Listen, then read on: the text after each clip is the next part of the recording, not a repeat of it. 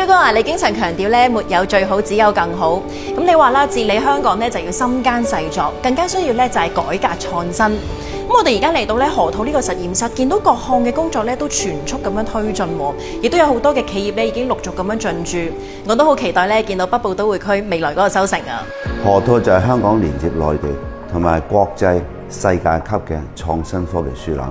北部都會區就係香港發展嘅新引擎。河套香港園區開完半年，就有好多企業進駐，例如呢間企業咁啦，佢就利用河套做佢嘅香港總部。喺呢度呢，就係佢大展拳腳嘅平台，同時佢又搭台俾其他企業，收穫1+1大於2嘅共贏成果。講到成果呢，其實喺過去嗰4年，我哋香港好多嘅國際排名呢都持續咁上升。喺世界最自由經濟體方面呢，香港穩居世界第一。另外，最新公布嘅世界競爭力年報裏邊呢，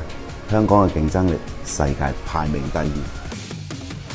今年3月發布嘅全球金融中心指數裏邊，香港繼續穩居全球第3、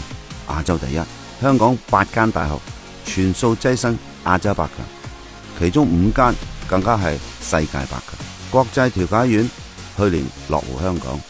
香港就已經處於全球爭議解決嘅核心位置，正朝住全球調解之都嘅目標穩步邁進，喺全球變局中發揮和解軟實力，進一步帶動提升香港嘅經濟、政治、文化同埋國際影響力。我哋持續深化國際交往合作，進一步強化內聯外通嘅橋樑作用。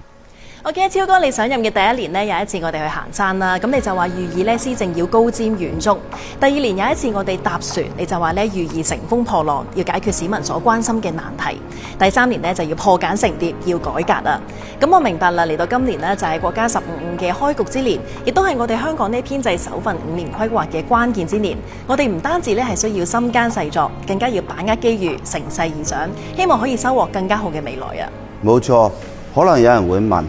市民同社會各界點解要關心5年規劃呢？5年規劃關係到香港未來5年嘅民生大事同埋社會發展。又可能有人會問，其實5年規劃會帶俾香港咩呢？會帶俾香港豐富機遇，包括鞏固提升香港金融、航運、貿易、創科等國際中心地位，加強建設國際航空樞紐，強化全球離岸人民幣業務樞紐，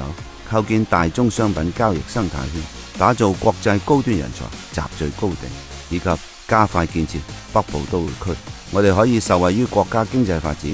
科技共享、超大規模市場、一帶一路同埋大灣區融合所帶嚟嘅機遇。所以我哋見到呢一個河套嘅發展模型呢，就好似見到香港未來嘅發展咁啊！係啊，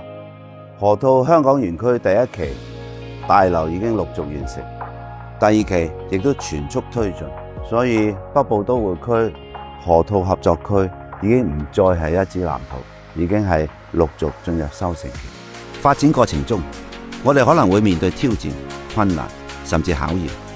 但我哋從來唔怕挑戰，更會堅定改革嘅步伐，克服困難。心耕細作係態度，乘勢而上係方向。有態度有方向，香港就有更好嘅出路。從心耕細作嘅堅持到乘勢而上嘅決心，香港始終喺國家發展大局中找準定位，喺國際舞台上彰顯我哋嘅獨特優勢。我相信只要我哋齊心協力，把握5年規劃帶俾我哋嘅機遇，主動融入同埋服務國家發展大局，香港必定再創高峰。